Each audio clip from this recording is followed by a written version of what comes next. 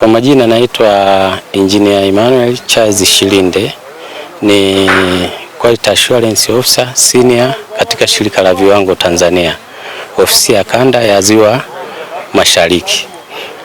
Tuko hapa kwenye zoezi moja la kuteketeza bidhaa ambazo ziko substandard, na hizi bidhaa zimekusanywa katika mikoa mitatu ambayo ni mkoa wa Mara, mkoa wa Mwanza na mkoa wa Simiyu, katika miezi ya kuanzia mwezi wa 3 mpaka mwezi wa 6. Mazoezi haya huwa yanafanyika ili kutoa awareness kwa wafanyabiashara na wananchi, na hapa leo ndo tunahitimisha kuteketeza hizi bidhaa ambazo ni tani 4.8 zenye thamani ya milioni 45.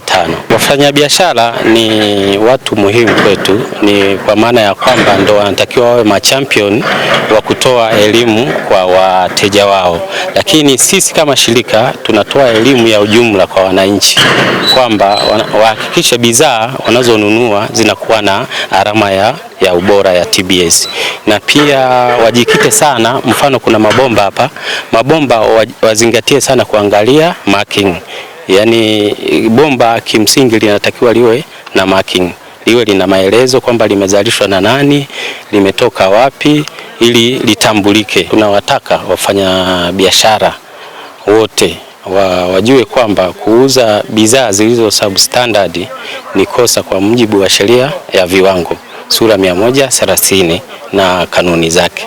Lakini pia wazalishaji wanatakiwa wajue kwamba wanapozalisha, mfano kuna unga wa watoto, wajue kwamba si vyema kuzalisha vitu ambavyo viko substandard, na wanatakiwa waje TBS kupata elimu sahihi ya namna ya kudhibitisha bidhaa zao ili zipate isibati na kwenda kwa wananchi. Wazalishaji au wafanyabiashara wanaokutwa na bidhaa zilizo chini ya viwango hivyo, bidhaa huwa zinachukuliwa, na zinapochukuliwa wanapigwa penalty, ambapo hizo penalty zipo kwa mujibu wa sheria. Unaona, na pia huwa yanatolewa maonyo mbalimbali. Mfano, mtu ambaye akikutwa amefanya kosa mara ya kwanza, ya pili, anapewa barua ya onyo, na ikiwemo na kunyang'anywa. Mfano, wanaouza vyakula ni maduka ambayo yanakuwa yamesajiliwa. Sasa anapokithiri, mfano hata kuna vipodozi humu, utaona ndugu mwandishi. Kwa hiyo wanapokiuka mara kwa mara, huwa wananyang'anywa hiyo kibali cha premise. Napenda kutoa rai kwa wafanyabiashara wanaoingiza bidhaa kutoka nje ya nchi, wahakikishe hasa za vyakula na vipodozi, wahakikishe bidhaa zao wanazisajili TBS. TBS iko kila kanda,